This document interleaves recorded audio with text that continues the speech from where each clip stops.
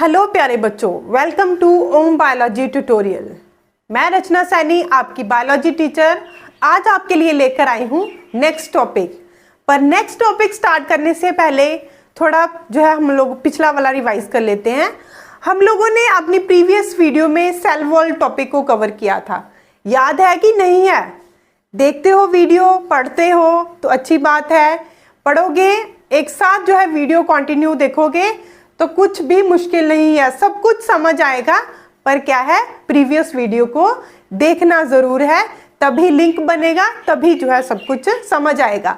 तो हम लोगों ने वो अपना सेल का टॉपिक स्टार्ट किया हुआ है और हम लोग उसके वेरियस पार्ट्स की बात कर रहे थे, जिसमें हम लोगों ने देखा था कि जो सेल है वो मेन उसके जो कंपोनेंट्स हैं, वैसे तो सारे के सारे कंपोनेंट्स में हमारे मेन है, पर उसमें से हम लोगों ने अभी तक दो कंपोनेंट्स की बात करी हुई है, that is the plasma membrane and cell wall.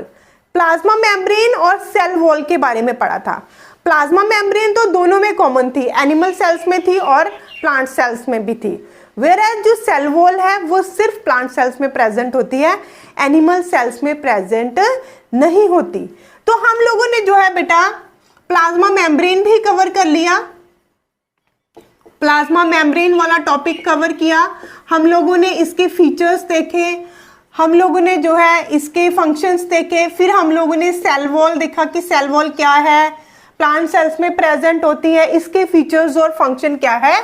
और आज हम लोगों का टॉपिक है न्यूक्लियस, मीन्स हम लोग नेक्स्ट पार्ट के बारे में पढ़ेंगे, that is the nucleus. So let's start with our next topic, that is the nucleus. अभी न्यूक्लियस क्या है? जब मैंने आप लोगों को कहा था कि अगर हम लोग एक रफ का सा कोई भी स्ट्रक्चर ड्रॉ करें सेल का, तो सेल की ये वाली लेयर जो होती है, सबसे outer most layer, that is called plasma membrane. फिर मैंने आप लोगों को बताया था कि बीच में क्या है, हमारा होता है साइटोप्लाज्म, लिविंग मटेरियल और ground substance that present in the cell is called cytoplasm. और अब हम लोग नेक्स्ट स्ट्रक्चर की बात करेंगे, दैट इज द न्यूक्लियस। और न्यूक्लियस ये क्या है, एक राउंडेड सा स्ट्रक्चर है। अब इसी राउंडेड स्ट्रक्चर के बारे में हम लोग डिटेल में पढ़ेंगे कि आफ्टर ऑल ये राउंडेड स्ट्रक्चर है क्या, किस चीज का बना हुआ है, इसके भी आगे कंपोनेंट क्या है। तो चलिए स्टार्ट करते हैं। हमारा न्यूक्लियस क्या है, एक लार्जेस्ट सेल ऑर्गेनील है that is present in the cell. तो nucleus is a large centrally located, means ज्यादातर जो इसकी पोजीशन है वो कहां पे होगी, सेंटर में होगी। Centrally located spherical structure, sphere जैसा गोल है इसका structure, spherical structure.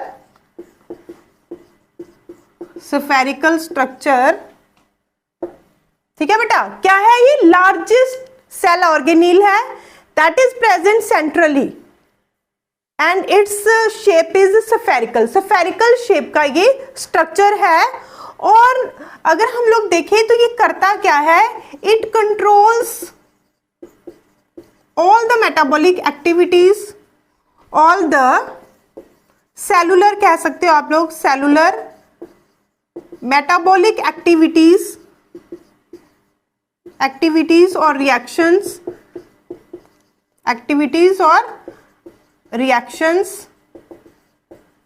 And contain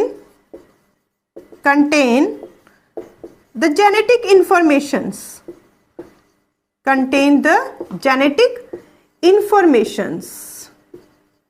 अब ये मैम ने क्या बता दिया, बड़ा मुश्किल लग रहा होगा कि सेलुलर मेटाबॉलिक एक्टिविटीज या रिएक्शन सेंटर है ये एक, या ये क्या है, जेनेटिक इंफॉर्मेशन को कंट्रोल करता है। तो हमारे जितना भी सेल के अंदर जो भी वो रिस्पॉन्सिबल है एक अपने आप को बनाने के लिए या अपने नए सेल को बनाने के लिए, that all informations are stored in the nucleus. वो सारी की सारी इंफॉर्मेशन, जेनेटिक इंफॉर्मेशन कहाँ पे स्टोर है, न्यूक्लियस के अंदर स्टोर हैं। इसलिए क्योंकि ये क्या करता है, सेल की सारी एक्टिविटीज को कंट्रोल करता है। सेल के अंदर जितने भी मेटाबॉलिक रिएक्शंस हो रही हैं उन सभी को कंट्रोल करता है। तो इसलिए ये तो सेल के लिए बहुत इंपॉर्टेंट हुआ। तो इसलिए हम लोग इसे क्या कहते हैं, it is considered, it is also considered as, बड़ा इंटरेस्टिंग सा नाम है, हम इसको जो है कंट्रोलर भी कह सकते हैं, कंट्रोलर और डायरेक्टर भी कह सकते हैं, डायरेक्टर ऑफ द, जिसने सारी की सारी एक्टिविटीज को डायरेक्शन देनी है, जिसने सारी की सारी एक्टिविटीज को कंट्रोल करना है, वो है न्यूक्लियस। किसने डिस्कवर किया था, याद है? स्टार्टिंग में मैंने आप लोगों को बताया था कि साइंटिस्ट ने जो है इसको डिस्कवर किया था, रॉबर्ट ब्राउन ने। रॉबर्ट ब्राउन ने इस सेल ऑर्गेनील की डिस्कवरी की थी 1931 में। अगर हम लोग जो है प्लांट सेल को देखें तो इसकी जो पोजीशन है वो थोड़ी पेरिफेरी की तरफ होगी, बाहर की तरफ होगी, क्योंकि जो हमारे प्लांट सेल्स होते हैं ना उनके अंदर बहुत बड़ा वैक्यूल पाया जाता है। वैक्यूल जो है वाटर फिल्ड एक ऑर्गेनील है। प्लांट सेल के अंदर उसकी प्रेजेंस होने की वजह से जो हमारा न्यूक्लियस होता है उसकी पोजीशन थोड़ी पेरिफेरी की तरफ होती है। Whereas in case of animal cells ये जो वैक्यूल होता है ना इसका साइज इतना ज्यादा बड़ा नहीं होता है, इसलिए इसकी जो पोजीशन है वो सेंटर ही रहती है। अब अगर हम लोग देखें तो बेटा कई ऑर्गेनिजम्स के अंदर या कई सेल्स के अंदर जो न्यूक्लियस है वो एक भी हो सकता है, और कई सेल्स के अंदर जो न्यूक्लियस है वो बहुत सारे भी हो सकते हैं। तो अगर हम लोग जो है इनकी नंबरिंग के बेस पे करें तो नंबरिंग पे बेस पे जो है यूनिन्यूक्लिएट भी हो सकते हैं और सेल्स जो है वो यूनिन्यूक्लिएट भी हो सकते हैं। Uninucleate, uninucleate means one nucleus, one nucleus. जब एक ही न्यूक्लियस प्रेजेंट होता है उसे हम क्या कहते हैं, uninucleate. And we see this in case of amoeba. Amoeba में आप लोग सिर्फ एक ही न्यूक्लियस को ड्रॉ करते हो। इसके अलावा बाइन्यूक्लिएटेड भी हो सकते हैं कुछ कंडीशन या कुछ सेल्स जो है जिनके अंदर दो न्यूक्लियस प्रेजेंट होते हैं। कितने, टू न्यूक्लियस। बाइन्यूक्लिएटेड मतलब बाई का मतलब क्या है, दो न्यूक्लियस। और ये भी हम लोग जो है ये वाली कंडीशन हम किसके अंदर देखने को मिल सकती है, ये हमें पैरामीशियम के केस में, पैरामीशियम में दो न्यूक्लियस प्रेजेंट होते हैं। एमीबा के अंदर एक न्यूक्लियस प्रेजेंट होता है। और अगर हम जो है मल्टी न्यूक्लिएट कंडीशन की बात करें, मल्टी न्यूक्लिएट मतलब ऐसे सेल्स जिसमें बहुत सारे न्यूक्लियस प्रेजेंट होंगे, दो नहीं, एक नहीं, बहुत सारे, तो मेनी न्यूक्लियस, बहुत सारे न्यूक्लियस प्रेजेंट होंगे, तो उस कंडीशन को हम क्या कह सकते हैं, मल्टी न्यूक्लिएटेड कंडीशन। और ये हम लोगों को जो है मसल सेल्स के अंदर देखने को मिलेगी, muscle cells, smooth muscle cells के अंदर हमें देखने को मिलेगी। ठीक है बेटा, समझ आया कुछ ओवरऑल कि न्यूक्लियस क्या है?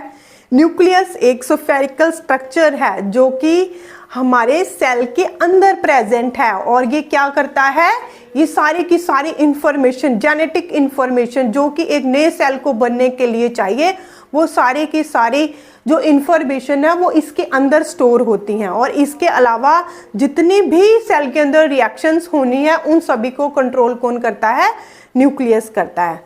अब हम देखेंगे कि ये न्यूक्लियस जो है ये क्या है, इसकी जो है आगे कंपोनेंट्स क्या क्या हैं, ये किस किस चीज से बना है, या इसके आगे फर्दर कौन कौन से पार्ट्स हैं।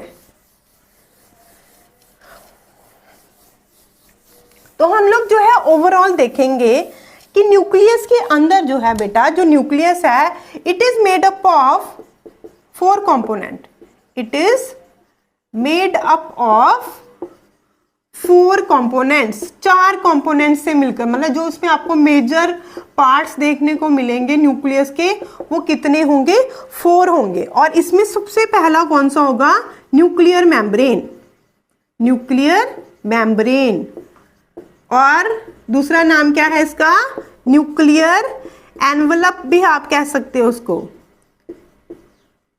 एनवलप। फिर उसके बाद जो है आपको देखने को मिलेगा न्यूक्लियोप्लाज्म, न्यूक्लियोप्लाज्म, ठीक है, ये सेकंड। फिर उसके बाद आपको एक और स्ट्रक्चर देखने को मिलेगा न्यूक्लियोलस। फिर उसके बाद फोर्थ जो है क्रोमेटिन मटेरियल, क्रोमेटिन मटेरियल। तो ये चार जो है मेन कंपोनेंट्स हैं हमारे सेल के। अब थोड़ा सा इसको डायग्रामेटिकली रिप्रेजेंट कर ले। अगर हम वो जो गोल सा अंडा सा बना रहे हैं, अगर हम लोग उसका पूरा फुल व्यू देखें तो वो हमें कैसे देखने को मिलेगा। तो सबसे पहले हम लोग क्या बनाएंगे, न्यूक्लियर मेम्ब्रेन बनाएंगे। इस तरह से हम लोग जो है डबल लेयर्ड जो है या डबल मेम्ब्रेन जो है कवरिंग बनाएंगे न्यूक्लियस के बाहर, इस तरह से।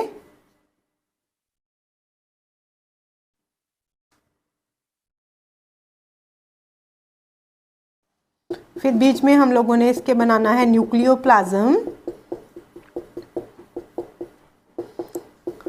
यहां पर एक डार्क जो है गोल सा स्ट्रक्चर बनाना है विदाउट एनी मेम्ब्रेन।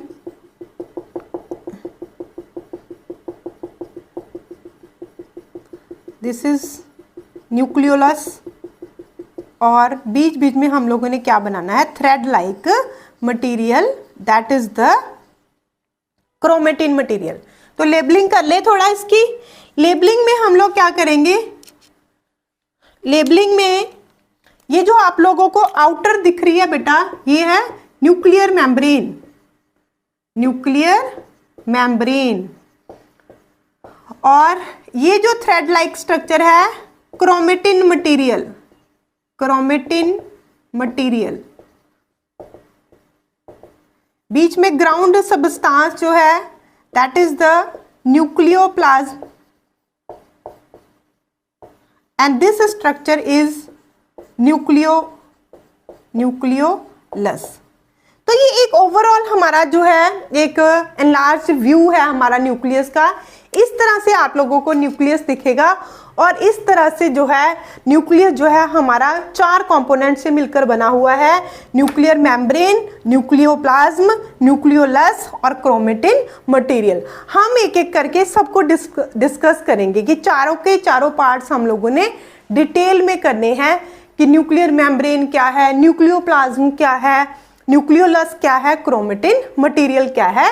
तो हम लोग जो है फर्स्ट अपना जो है पार्ट करते हैं न्यूक्लियस का, that is the nuclear membrane. Diagram हम लोग रहने देंगे ताकि साथ साथ जो है हम लोग आपको समझाते जाऊं मैं आपको कि फर्स्ट पार्ट जो है हमारा न्यूक्लियर मेम्ब्रेन है न्यूक्लियस का।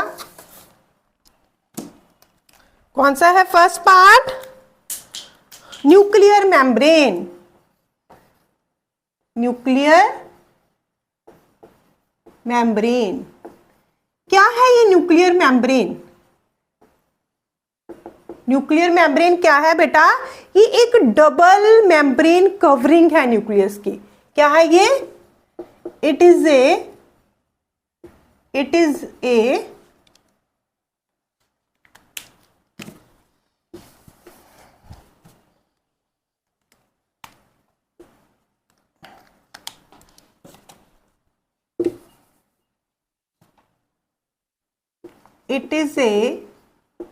Double membrane covering. क्या है ये, डबल मेम्ब्रेन कवरिंग है न्यूक्लियस की। डबल मेम्ब्रेन कैसे कह रहे हैं हम लोग, डबल मेम्ब्रेन मींस देखो इधर डायग्राम में देखो, ये होगी हमारी इनर मेम्ब्रेन ये वाली, और ये वाली होगी हमारी outer membrane.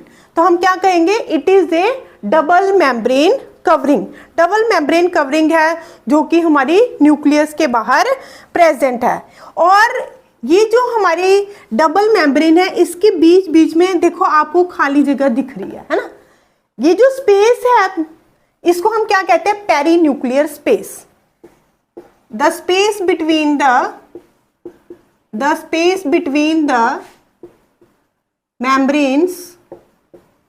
membranes is called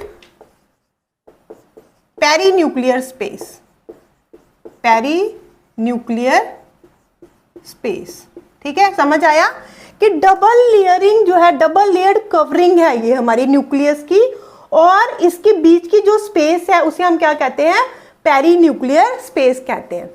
in between the nuclear membrane, nuclear membrane के बीच बीच में आपको यहाँ पर कुछ जो है खाली जगह नजर आ रही है, छोटे छोटे पोर्स होते हैं, इन्हें क्या कहते हैं कि ये जो हमारी डबल मेम्ब्रेन है या ये जो हमारी न्यूक्लियर मेम्ब्रेन है, इसके बीच बीच में जो है कुछ माइन्यूट पोर्स प्रेजेंट होते हैं, and that pores are called nucleopores. Nuclear pores क्या होते हैं, न्यूक्लियोपोर्स होते हैं। तो यहाँ पे हम लोग लिख सकते हैं it has pores called nucleopores। अब इनका न्यूक्लियोपोर्स का काम क्या है, न्यूक्लियोपोर्स का काम है कि ये पोर्स क्या करते हैं, मटेरियल को ट्रांसफर करते हैं। अब ये हमारा न्यूक्लियस जो है ये कहां पर प्रेजेंट है, ये हमारा न्यूक्लियस प्रेजेंट है साइटोप्लाज्म के अंदर। तो जो भी सबस्टांसेस यहाँ पर बने हैं या जिन्हें पास जाना है, जिन्हें बाहर जाना है साइटोप्लाज्म में, उन्होंने यहीं से ही होकर जो, ये फॉर एग्जांपल इमेजिन करो ये हमारा सेल है ना, ये हमारा क्या है, सेल है, और ये सेल का साइटोप्लाज्म है, ये क्या है, ये सेल का साइटोप्लाज्म है। तो ये अलाउ करते हैं कि सेल जो हमारे न्यूक्लियस के अंदर जो मटेरियल बना है या जो इसको चाहिए वो इसी रास्ते से बाहर जाएगा और इसी रास्ते से क्या करेगा, अंदर आएगा। तो कितना जो है मेन काम है, बाकी मेम्ब्रेन ने तो उसे प्रोटेक्ट किया हुआ है, पर बीच बीच में क्या है, छोटे छोटे पोर्स हैं, उन पोर्स को हम क्या कहते हैं, न्यूक्लियोपोर्स कहते हैं, और यही अलाउ करते हैं मटेरियल को ट्रांसफर करने में। तो क्या लिखेंगे हम लोग, it allow us the transfer of material, the transfer of material from inside the nucleus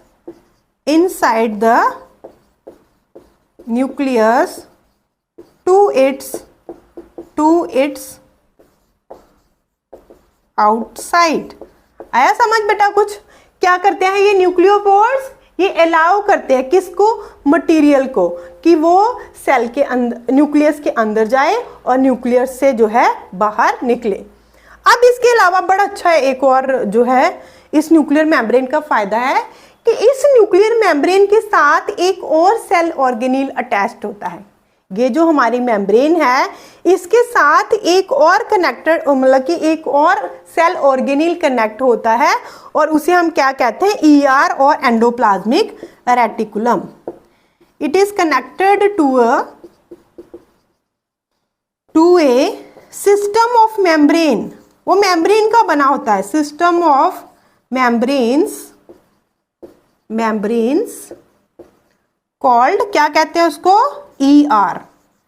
full form क्या होगी हमारी, ईआर। ये एक सेल ऑर्गेनील है, सेल के अंदर एक सेल ऑर्गेनील है जिसके फंक्शंस, जिसकी फीचर्स हम लोग जो है नेक्स्ट क्लास के अंदर डिस्कस करेंगे।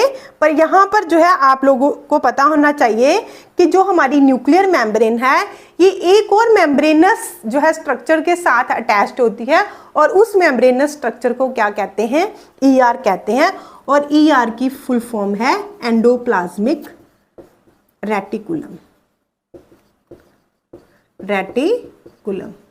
आया समझ कुछ, मजा आ रहा है, आना ही चाहिए मजा। इंटरेस्टिंगली सुनोगे और दिमाग लगा के सुनोगे और कंसंट्रेशन से आप पूरा फोकस करोगे कि मैम क्या करा रहे हैं, तो सब कुछ समझ आएगा।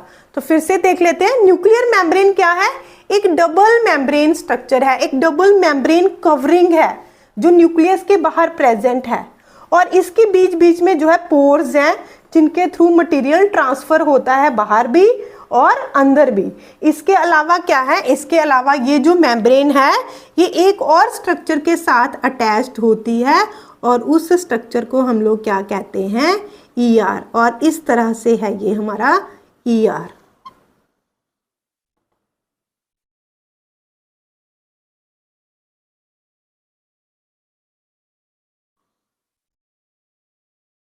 ठीक है,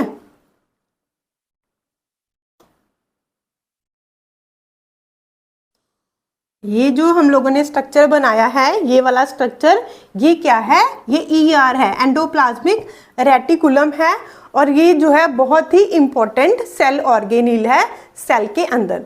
तो ये हमारा न्यूक्लियस का जो है फर्स्ट पार्ट कवर हुआ, that is the nuclear membrane. अब हम लोग जो है सेकंड पार्ट करेंगे, और सेकंड पार्ट हमारा क्या है?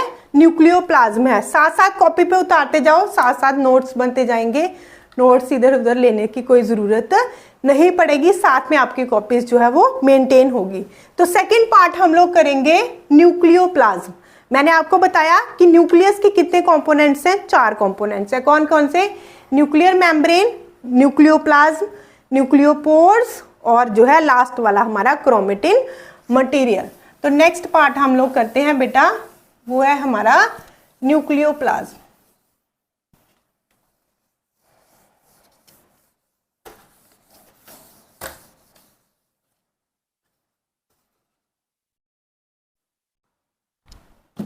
न्यूक्लियोप्लाज्म। अब ये न्यूक्लियोप्लाज्म क्या है? जब हम लोगों ने शुरू में डिस्कस किया था, तो हम लोगों ने बताया था कि पूरे के पूरे सेल के अंदर लिविंग मटेरियल या ग्राउंड सबस्टांस प्रेजेंट होता है, जिसे क्या कहते हैं? प्रोटोप्लाज्म।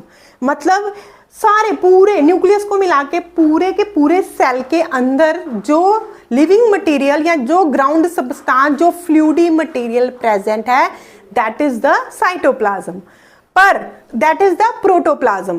पर न्यूक्लियस और प्लाज्मा मेम्ब्रेन के बीच वाला जो लिविंग मटेरियल है, मतलब प्रोटोप्लाज्म को हमने अब क्या किया? आगे जो है डिवाइड कर दिया। जो हमारा न्यूक्लियस और प्लाज्मा मेम्ब्रेन के बीच वाला प्रोटोप्लाज्म है, उसे हम किसका नाम देते हैं? साइटोप्लाज्म का। और जो हमारा न्यूक्लियस के अंदर वाला है मटेरियल, उसे हम किसका नाम देते हैं? न्यूक्लियोप्लाज्म का। तो न्यूक्लियोप्लाज्म क्या है? The liquid ground substance, the liquid ground substance, ground substance present in the nucleus, present in the nucleus is called nucleoplasm. क्या है बेटा? ये क्या है? ये एक लिक्विड ग्राउंड सबस्टांस है, एक फ्लूइडी मटेरियल है, that is present inside the nucleus. तो हमेशा डॉट डॉट से, ऐसे बड़े बड़े ऐसे छोटे छोटे डॉट से जो है आप लोग न्यूक्लियोप्लाज्म को ड्रॉ कर सकते हो। और इस न्यूक्लियोप्लाज्म के अंदर आपको क्या देखने को मिलेगा? इट कंटेन्स 2 पार्ट देखने को मिल रहे हैं,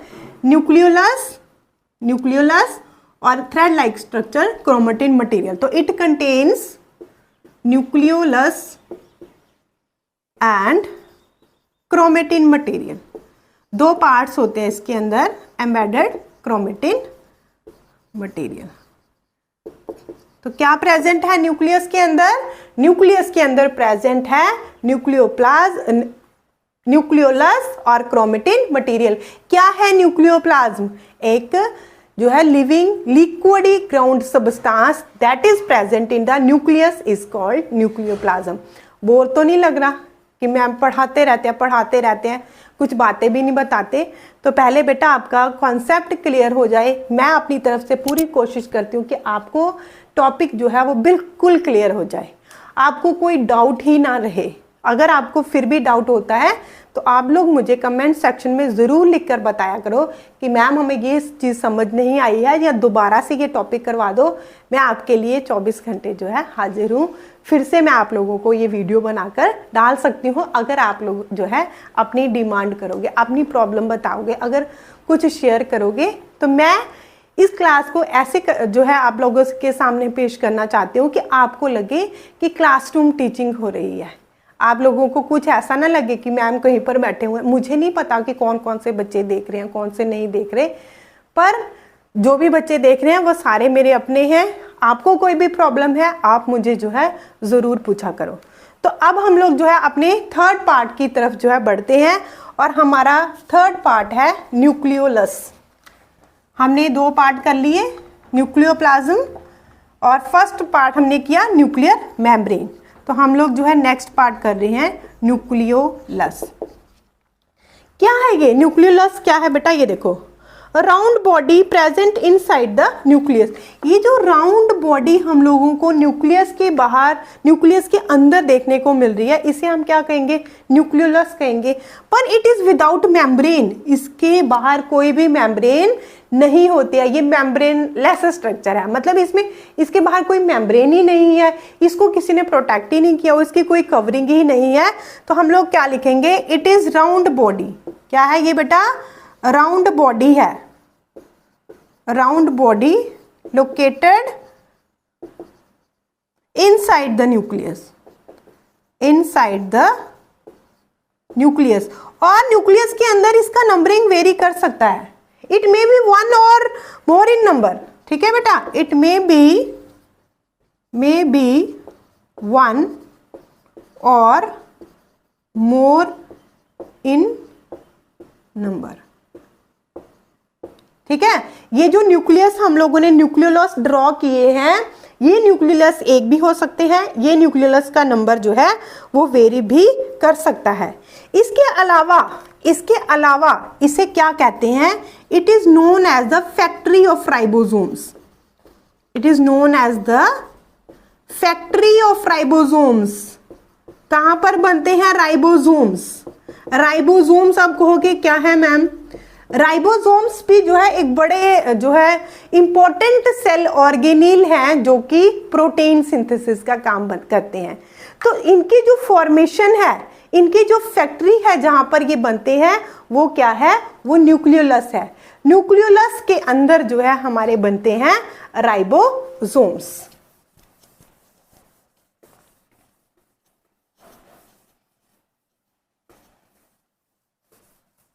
उसके बाद हम लोग जो है नेक्स्ट स्ट्रक्चर करेंगे, that is the chromatin material. Chromatin material. अब ये क्रोमेटिन मटेरियल क्या है? क्रोमेटिन मटेरियल ये जो आपको थ्रेड लाइक स्ट्रक्चर देखने को मिल रहा है न्यूक्लियस के अंदर या न्यूक्लियोप्लाज्म के अंदर, thread like structure present in the nucleoplasm, thread like structure, thread-like structure present in the nucleoplasm, present in the nucleoplasm। Thread like structure है ये। बड़ा देखो कैसे जो है इंटरवाइंड हो रखा है, एक दूसरे के साथ ऐसे पलचा हुआ है ये आप लोग को। तो ये थ्रेड लाइक स्ट्रक्चर है जो हमारा न्यूक्लियोप्लाज्म के अंदर प्रेजेंट है। और जब सेल डिवाइड करने की पोजीशन पे आता है, मतलब हम लोगों ने देखा कि हम लोगों ने शुरू में पढ़ा था कि रुडोल्फ विर्चो ने कहा कि all new cell arises from the old cell और प्री एग्जिस्टिंग सेल, कि नए सेल कैसे बनते हैं? पुराने सेल से। तो इसका मतलब ये जो हमारा पुराना सेल है ये मैच्योर होता होगा, मैच्योर होके ये डिवाइड होता होगा।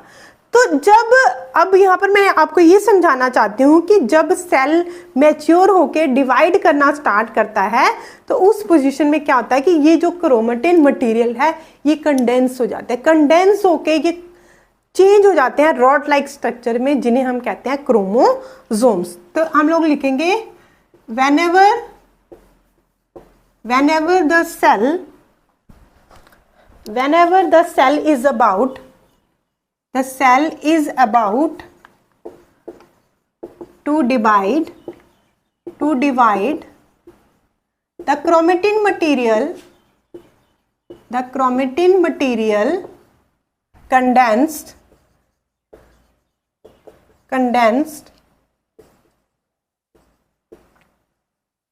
into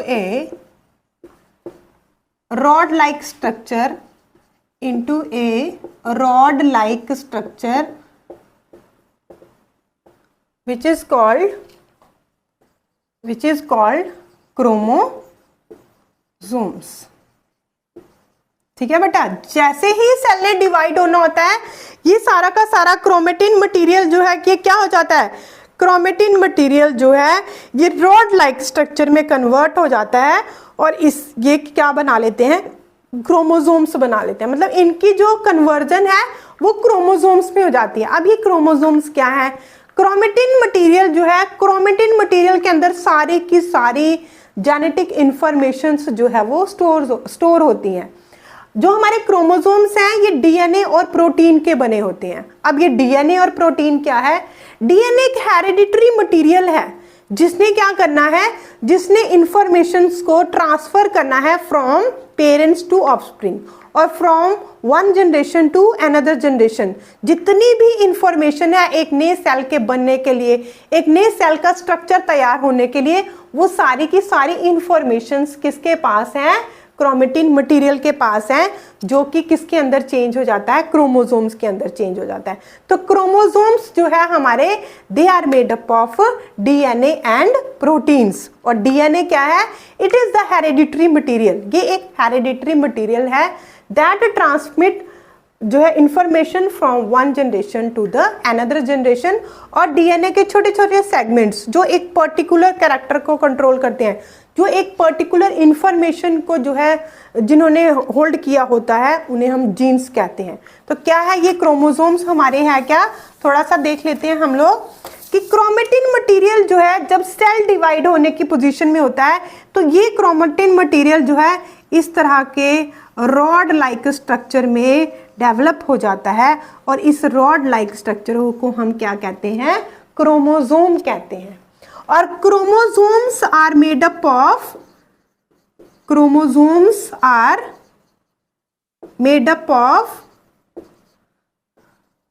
डीएनए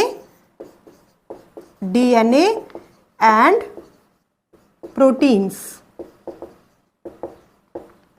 और डीएनए क्या है हमारा? डीएनए क्या है? DNA contains all the genetic information necessary for the cell. DNA contains all the genetic information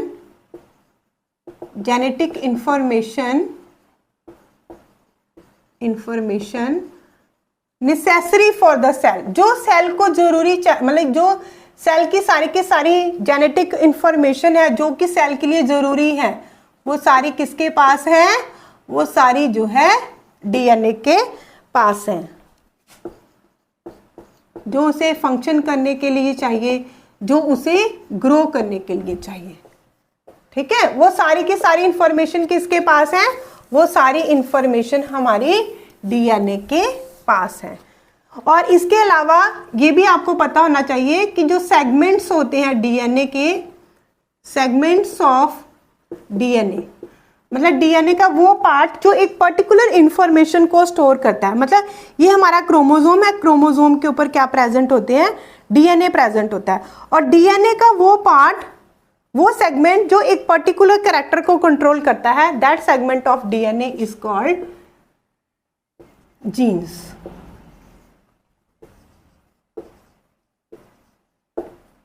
तो ये था हमारा एक न्यूक्लियस का स्ट्रक्चर। आया समझ सभी को? क्या है ये न्यूक्लियस? ये है स्ट्रक्चर न्यूक्लियस का, बहुत ही इंपॉर्टेंट सेल के लिए, controller, director, headquarter of the cell, जिसने सेल को डिवाइड कराना है, जिसने सेल के स्ट्रक्चर को बनाना है, जिसके अंदर सारी की सारी इंफॉर्मेशन स्टोर है कि सेल कैसे फंक्शन करेगा, कैसे ग्रो करेगा। तो बहुत ही इंपॉर्टेंट पार्ट न्यूक्लियस जो अभी हमने डिस्कस किया। और आप लोगों ने क्या करना है? हर एक पार्ट को जो है डिटेल में करना है और हर एक पार्ट को अच्छी तरह से समझना है। नहीं समझ आया थोड़ा थोड़ा करके देखो। अगर वीडियो बड़ी लेंथी भी हो गई हो तो आप लोग जो है उसको थोड़ा थोड़ा करके जो है देख सकते हो। पर आपने क्या करना है? कॉन्सेप्ट क्लियर करना है। आपको पूरा का पूरा जो टॉपिक है वो पूरा आना चाहिए। तो होप करती हूँ कि आप सभी को आज का ये टॉपिक न्यूक्लियस जो है पसंद आया होगा, समझ भी आया होगा। और अगर समझ आया है तो 3 काम जरूर करने हैं, और वो 3 काम आपको पता है, लाइक, शेयर और सब्सक्राइब करना है ताकि आप लोगों को नेक्स्ट वीडियो की नोटिफिकेशन मिले। लाइक करना है ताकि मुझे क्या मिले? एनर्जी मिले और मैं और ज़्यादा एक्टिव होके आपके लिए नेक्स्ट वीडियो को लेकर आऊँ।